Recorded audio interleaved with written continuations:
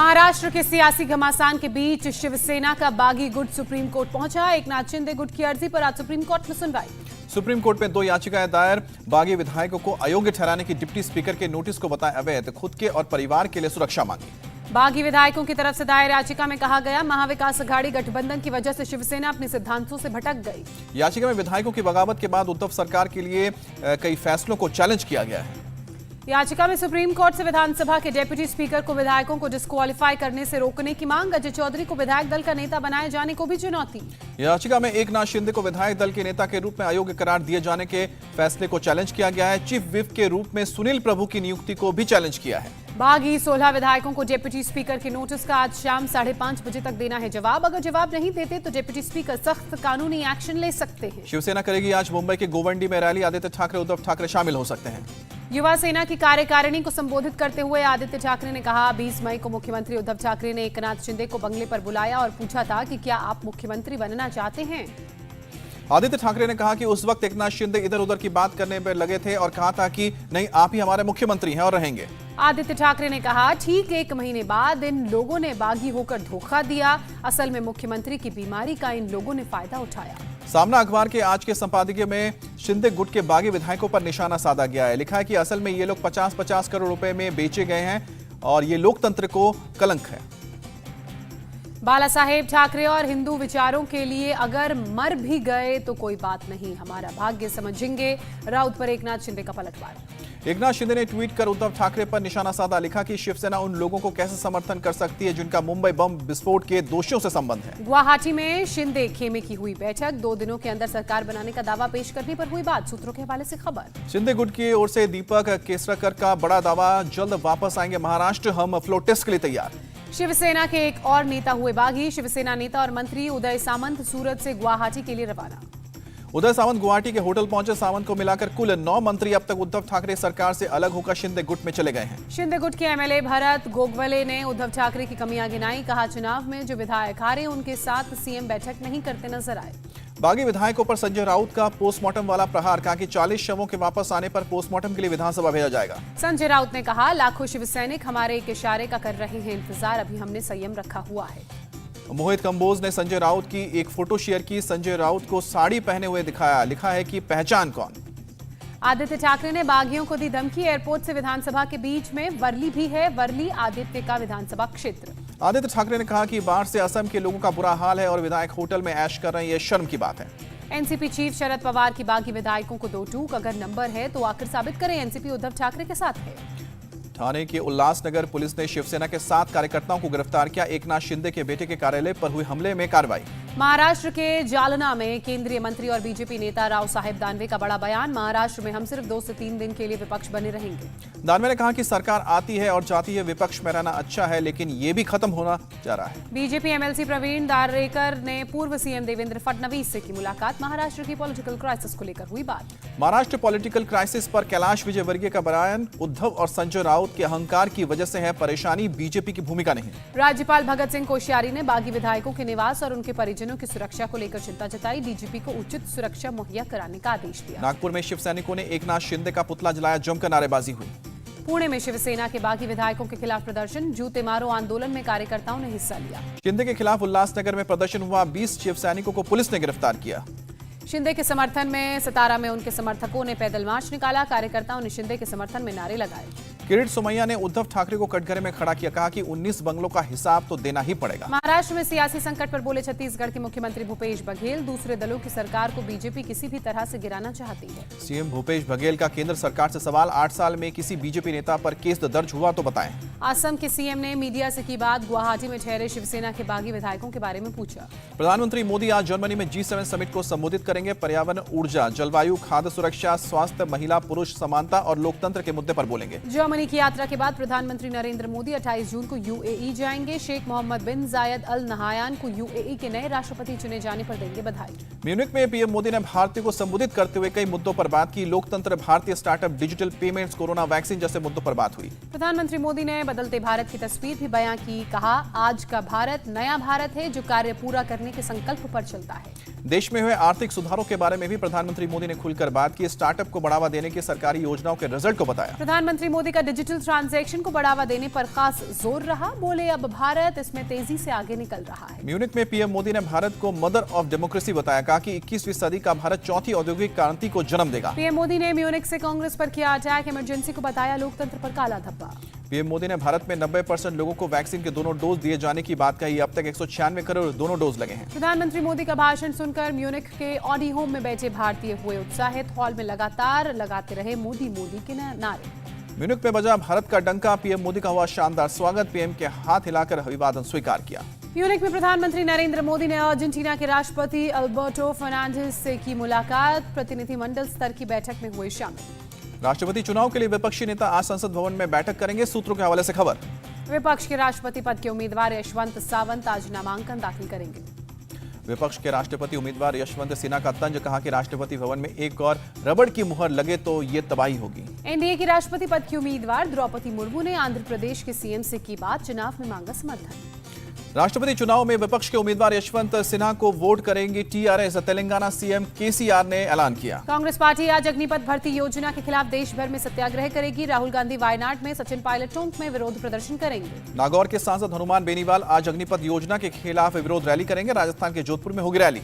पंजाब सरकार का आज पेश होगा बजट। विपक्षी दलों ने कानून व्यवस्था जैसे कई मुद्दों पर सरकार को घेरने की तैयारी की। आजमगढ़ उपचुनाव में खिला कमल। बीजेपी उम्मीदवार दिनेश लाल यादव निरुआ ने दर्ज की जीत। अपनी जीत पर बोले दिनेश लाल यादव निरुआ। आजमगढ़ के लोगों ने कमाल कर दिया। जीत देवतुल्य कार्यकर्ताओं को है समर्पित। आजमगढ़ की जनता को निरुआ ने दिया भरोसा। रुके हुए विकास कार्यों को पूरा करने की प्राथमिकता होगी। आजमगढ़ से सपा उम्मीदवार धर्मेंद्र यादव ने कहा प्रशासन और बीजेपी बीएसपी ने गठजोड़ कर मेरी हार को सुनिश्चित किया। 2024 में फिर से सपा जीतेगी। आजमगढ़ चुनाव में हार के बाद बीएसपी उम्मीदवार शाह आलम ने कहा कि हमारा संदेश जनता तक नहीं पहुंच सका। समाजवादी पार्टी के गढ़ में रामपुर में बीजेपी ने जीत दर्ज की। बीजेपी ने घनश्याम लोधी की बात की जाए तो 42,000 से ज्यादा वोटों से उन्होंने जीत दर्ज की। हार पर बोले रामपुर से एसपी उम्मीदवार असीम रजा। चुनाव को हथिया लिया गया था, वोट डालने नहीं दिया गया था। आजमगढ़ और रामपुर में बीजेपी की जीत पर पीएम मोदी ने दी बधाई। कहा डबल इंजन की सरकार पर लोगों को भरोसा। पीएम मोदी ने ट्वीट करके वोटर्स का आभार जताया। कहा कि हम लोगों के बीच काम करते रहेंगे, जन कल्याण के मुद्दे उठाते रहेंगे। गृहमंत्री अमित शाह ने इस जीत को प्रधानमंत्री नरेंद्र मोदी के सुशासन और जन कल्याणकारी नीतियों का नतीजा बताया। रामपुर और आजमगढ़ में जीत पर बोले सीएम योगी आदित्यनाथ। नतीजे 2024 चुनाव के लिए बड़ा संदेश। रामपुर और आजमगढ़ में जीत पर बोले उत्तर प्रदेश बीजेपी चीफ स्वतंत्र देव सिंह। मोदी योगी के कुशल नेतृत्व पर जनता ने लगाई मुहर। यूपी के डिप्टी सीएम केशव प्रसाद मौर्य ने कहा कि जनता ने बीजेपी के कल्याणकारी योजना और विकास के मॉडल पर मुहर लगाई। सपा की हार पर बोले उत्तर प्रदेश के डिप्टी सीएम ब्रजेश पाठक। जनता अब गुंडागर्दी नहीं विकास चाहती है। बीजेपी नेता कपिल मिश्रा ने कहा कि अब केवल मुसलमानों के वोट बैंक पर राजनीति करने का जमाना खत्म हुआ। उपचुनावों के नतीजों पर बोली मायावती। बीएसपी ने सत्ताधारी बीजेपी को कड़ी टक्कर दी, ये बड़ी बात है। मायावती ने कहा कि उपचुनाव के नतीजों ने साबित कर दिया है कि केवल बीएसपी में ही बीजेपी को हराने की शक्ति है। हार के बाद अखिलेश यादव ने किया ट्वीट। कहा बीजेपी ने लोकतंत्र की हत्या की। दिल्ली की राजेंद्र नगर विधानसभा सीट पर आपका कब्जा बरकरार। 11,555 वोट से जीते दुर्गेश पाठक। दुर्गेश ने जीत का श्रेय सीएम अरविंद केजरीवाल को दिया। कहा यह आम आदमी पार्टी और अरविंद केजरीवाल की जीत है। चुनाव जीतने के बाद अरविंद केजरीवाल से मिले दुर्गेश पाठक। केजरीवाल ने बधाई दी। उपचुनाव में जीत पर बोले केजरीवाल ये बीजेपी की पार्टी पॉलिटिक्स की हार और आम आदमी पार्टी के अच्छे काम की जीत। संगरूर लोकसभा उपचुनाव में अकाली दल के सिमरनजीत सिंह मान की जीत हुई है। सुखबीर सिंह बादल ने बधाई दी। सिमरनजीत सिंह मान ने कहा संगरूर की आर्थिक स्थिति कैसे सुधरे, किसान कर्ज से कैसे उबरे, यही होगी प्राथमिकता। हिमाचल प्रदेश के सीएम जयराम ठाकुर ने कहा कि पंजाब में आम आदमी पार्टी मजाक बन गई है। त्रिपुरा के सीएम माणिक साहा ने टाउन बारदोवाली उपचुनाव में जीत दर्ज की। हाल ही में बने हैं सीएम। त्रिपुरा विधानसभा उपचुनाव में भी बीजेपी को 4 में से 3 सीटों पर जीत मिली है। बीजेपी अध्यक्ष जेपी नड्डा ने बधाई दी। त्रिपुरा उपचुनाव के नतीजों के बीच आपस में भिड़े बीजेपी कांग्रेस कार्यकर्ता, जमकर चले लाठी डंडे। अगरतला उपचुनाव में जीत हासिल करने वाले कांग्रेस उम्मीदवार सुदीप राय बर्मन पर भी हमला हुआ। कांग्रेस ने बीजेपी पर हमला करने का आरोप लगाया। राहुल गांधी ने सुदीप राय बर्मन पर हमले की निंदा की। कहा हमले के वक्त पुलिस का मूक दर्शक बने रहना शर्मनाक। त्रिपुरा कांग्रेस इंचार्ज अजय कुमार का आरोप है पीएम मोदी और अमित शाह के इशारे पर बीजेपी कार्यकर्ताओं ने हमला किया। त्रिपुरा बीजेपी चीफ राजीव भट्टाचार्य का पलटवार। कहा पहले कांग्रेस के कार्यकर्ताओं ने ईंट पत्थर फेंके। उत्तराखंड के सीएम पुष्कर सिंह धामी ने कहा कि मोदी सरकार की सारी योजनाएं गरीबों को ध्यान में रखकर बनाई गई। बीजेपी नेता तरुण चुघ का बयान। टीआरएस के सरकार से बाहर होने की उल्टी गिनती शुरू। यूपी चुनाव के नतीजों पर असदुद्दीन ओवैसी का बयान, कहा कि समाजवादी पार्टी बीजेपी को हराने में असमर्थ है। विरोधियों पर ओवैसी का प्रहार, कहा उत्तर प्रदेश में बीजेपी की जीत के लिए कौन जिम्मेदार, अब बी टीम सी टीम किसे कहेंगे। मन की बात को लेकर बोले बीजेपी के राष्ट्रीय अध्यक्ष जेपी नड्डा, पीएम ने कभी इस प्लेटफॉर्म का राजनीतिक इस्तेमाल नहीं किया। इंडियन आर्मी का बयान, हर गोली पर दुश्मन का नाम हो इसलिए ट्रेनिंग में टॉप क्लास की व्यवस्था की गई। दुश्मन देशों को वायुसेना प्रमुख वीआर चौधरी की 2-2 किसी भी तरह की साजिश का देंगे मुंहतोड़ जवाब। जम्मू कश्मीर के डोडा में पुलिस और सुरक्षा बलों का साझा ऑपरेशन ने एक आतंकवादी को गिरफ्तार किया, 1 चीनी पिस्टल, 14 जिंदा कारतूस और मोबाइल बरामद। जमुई में नीतीश कुमार का नाम सुनकर भड़के केंद्रीय मंत्री आरसीपी सिंह, कहा कि मैं किसी का हनुमान नहीं, मैं रामचंद्र प्रसाद हूं। देश में तिरुपुर जैसे 75 टेक्सटाइल हब लगाएगी सरकार, टेक्सटाइल मंत्री पीयूष गोयल का ऐलान। चेन्नई में fit India healthy India cycle rally का आयोजन किया गया, केंद्रीय स्वास्थ्य मंत्री ने दिखाई हरी झंडी। केंद्रीय स्वास्थ्य मंत्री ने कहा, देश भर में स्वास्थ्य सेवाओं को मजबूत करने में जुटी केंद्र सरकार। स्वास्थ्य मंत्री मनसुख मंडाविया ने रोबोटिक सर्जरी को बताया बड़ी क्रांति, कहा कि आने वाला वक्त इसी का है। छत्तीसगढ़ के सीएम भूपेश बघेल का बयान सामने आया, कहा एक समय था जब छत्तीसगढ़ नक्सलियों के लिए बदनाम था, हमने दुनिया में राज्य की छवि बदल दी। हिमाचल के सीएम जयराम ठाकुर ने कहा कि नशे के खिलाफ टास्क फोर्स का होगा गठन, लोगों को बनाएंगे जागरूक। अहमदाबाद के मेट्रोपॉलिटन मजिस्ट्रेट कोर्ट में तीस्ता सी तलवार की हुई पेशी, 2 जुलाई तक पुलिस कस्टडी में भेजा गया। तीस्ता सी तलवार केस की जांच के लिए गुजरात में एसआईटी गठित की गई है। एटीएस के डीआईजी दीपन भद्रन समेत 4 लोग टीम में हैं। मेघालय में बीएसएफ ने 20 लाख रुपए से ज्यादा की दवाइयां और कई सामान जब्त किया, एक बांग्लादेशी को भी गिरफ्तार किया। असम के 28 जिलों में अब भी जारी है बाढ़ का कहर, पिछले 24 घंटे में 5 लोगों की मौत। मौसम विभाग ने उत्तराखंड के लोगों को आगाह किया, 29 जून तक के लिए जारी किया येलो अलर्ट। सरबजीत की बहन दलबीर कौर के अंतिम संस्कार में शामिल हुए एक्टर रणदीप हुडा, फिल्म में रणदीप ने निभाया था सरबजीत का किरदार। ध्वनि और वायु प्रदूषण फैलाने वाले वाहनों के खिलाफ विशाखापत्तनम पुलिस का विशेष अभियान, रोड रोलर से कुचले बाइक के 631 साइलेंसर। भुवनेश्वर में एलजीबीटी समुदाय ने प्राइड वॉक का आयोजन किया, बड़ी संख्या में लोग शामिल हुए। चेन्नई में भी बड़ी संख्या में एलजीबीटी समुदाय के लोगों ने प्राइड वॉक में हिस्सा लिया, लोगों में गजब का उत्साह नजर आया। असम के नौगांव में पुलिस ने 15 करोड़ के नशीले पदार्थ नष्ट किए, ड्रग्स के खिलाफ जारी अभियान के तहत कार्रवाई हुई। आसनसोल में बलिया सियालदह एक्सप्रेस से अचानक धुआं निकलने से अफरा तफरी मची, शॉर्ट सर्किट के कारण हुई थी गड़बड़ी।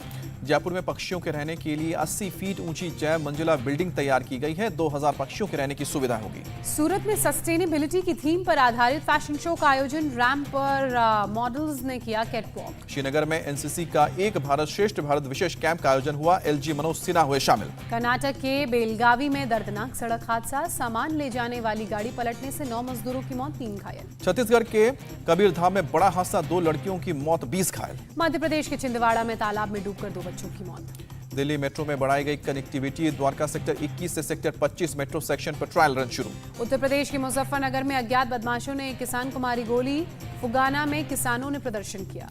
यूपी के बदायूं में 20 साल की युवक ने की अपने दादा दादी की हत्या, शराब खरीदने के लिए पैसे को लेकर हत्या की। प्रधानमंत्री मोदी की लोगों से अपील, कोरोना का प्रिकॉशनरी डोज जरूर लें। देश में कोरोना के 11,739 नए केस, कुल एक्टिव केस 92,000 से अधिक।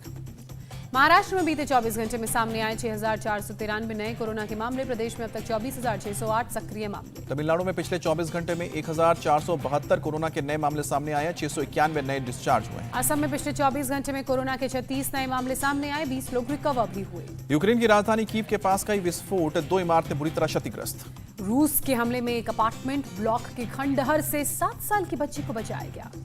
रूसी रक्षा मंत्रालय ने रूसी सैनिकों की जांबाजी का वीडियो जारी किया, सैनिकों को किया गया सम्मानित। यूक्रेन ने जताई चिंता, रूसी हमलों में एक किंडरगार्टन की इमारत बाल बाल बची, इमारत के बगल में हुआ बड़ा गड्ढा। पोप फ्रांसिस ने यूक्रेन में चल रहे युद्ध पर जताया अफसोस, कहा कि पीड़ितों के दर्द को मत भूलना। म्यांमार में $642 मिलियन से अधिक के अवैध नशीले पदार्थों को जलाया गया। दक्षिण अफ्रीका के पूर्वी लंदन में एक नाइट क्लब में 17 लोगों की डेड बॉडी बरामद हुई है, एएफपी न्यूज एजेंसी के हवाले से खबर आई है। रूस पर नए बैन की तैयारी में अमेरिका, अब रूसी सोने के आयात पर लगाएगा प्रतिबंध। सीरिया के सैकड़ों पैराट्रूपर्स ने रूसी सैनिकों के साथ संयुक्त युद्धाभ्यास किया। पहले T20 मैच में भारत ने आयरलैंड को हराया, 7 विकेट से जीता मुकाबला। बारिश के चलते बाधित हुआ मैच, ओवर्स की गई कटौती, 12-12 ओवर का हुआ। आयरलैंड ने पहले बल्लेबाजी करते हुए 4 विकेट के नुकसान पर बनाए 108 रन, भारत ने महज 9.2 ओवर में ही जीत हासिल की। दीपक हुडा ने 29 गेंदों पर बनाए 47 रन, ईशान किशन ने 11 गेंदों में खेली 26 रन की पारी। कप्तान हार्दिक पांड्या ने 12 गेंदों में 24 रन बनाए, 1 विकेट भी चटकाया। आयरलैंड की तरफ से हैरी ट्रैक्टर ने बनाए हैं सबसे ज्यादा रन, 33 गेंदों पर ताबड़तोड़ 64 रन बनाए। हार्दिक पांड्या ने T20 इंटरनेशनल में बतौर कप्तान अपनी शुरुआत जीत के साथ की। तेज गेंदबाज उमरान मलिक ने भारत के लिए T20 इंटरनेशनल क्रिकेट में किया डेब्यू, संजू सैमसन की प्लेइंग 11 में नहीं मिली जगह। 2 मैचों की सीरीज में टीम इंडिया 1-0 से आगे, अगला मैच 28 जून को होगा। मध्य प्रदेश ने मुंबई को हराकर इतिहास 88 साल में पहली बार जीता रणजी खिताब। मध्य प्रदेश के सीएम शिवराज सिंह चौहान का ऐलान, रणजी में इतिहास रचने वाले खिलाड़ियों का भोपाल में होगा भव्य स्वागत। और रणजी ट्रॉफी की विजेता टीम के परिवार वालों से मिले सीएम शिवराज सिंह चौहान, बोले कि जहां चाह होती है वहां राह निकलना ही पड़ता है। रणजी ट्रॉफी जीतकर मालामाल हुई मध्य प्रदेश की team, Madhya Pradesh cricket association देगा 2 करोड़ रुपए का इनाम। भारत और श्रीलंका की महिला क्रिकेट टीम के बीच तीसरा T20 मुकाबला आज होगा। सीरीज में भारत के पास 2-0 की अजय बढ़त है। आर्चरी वर्ल्ड कप के फाइनल में भारत की हार, चीनी ताइपे की तिकड़ी ने हराया, दीपिका कुमारी की टीम हारी, सिल्वर मेडल से करना पड़ा संतोष। साल के तीसरे ग्रैंड स्लैम विमिल्टन की आज से शुरुआत होगी। 10 जुलाई तक होगा टूर्नामेंट का आयोजन। सित्सिपास ने जीता मार्लोका ओपन का खिताब, फाइनल में बतिस्ता अगूत को हराया। ताज ओपन नेशनल ताइक्वांडो चैंपियनशिप में उत्तर प्रदेश की टीम बनी चैंपियन। देश के 500 से ज्यादा खिलाड़ियों ने पार्टिसिपेट किया। लखनऊ पहुंची शतरंज ओलंपियाड की मशाल, सीएम योगी ने कहा हम सबके लिए गर्व का क्षण। सिद्धू मूसेवाला का आखिरी गाना यूट्यूब से हटाया गया, हत्या के बाद हुआ था रिलीज। बेंगलुरु के नए आइकिया स्टोर में लगी लंबी कतार, लोगों को करना पड़ रहा है 3-3 घंटे का इंतजार, वीडियो हुआ वायरल। शाहरुख खान के फिल्म इंडस्ट्री में 30 साल पूरे होने पर फैंस ने लुटाया प्यार। इंस्टाग्राम पर लाइव आकर फैंस के सवालों के जवाब दिए। बिहार में हेलमेट नहीं पहनने पर एसडीएम ने युवक को डंडे से पीटा, वीडियो हुआ वायरल। फ्रांस में अनु कपूर से लूट, खुद के साथ हुई घटना शेयर कर सभी से सावधान रहने को कहा। हंसल मेहता के साथ भी यूरोप में हो चुकी है लूट, वीडियो जारी कर बताई आप बीती, कहा भारत को अनावश्यक रूप से किया जाता है बदनाम। फिल्म निर्माता फिरोज नाडियावाला बनाएंगे हेरा फेरी 3, अक्षय कुमार, सुनील शेट्टी और परेश रावल रहेंगे स्टार कास्ट।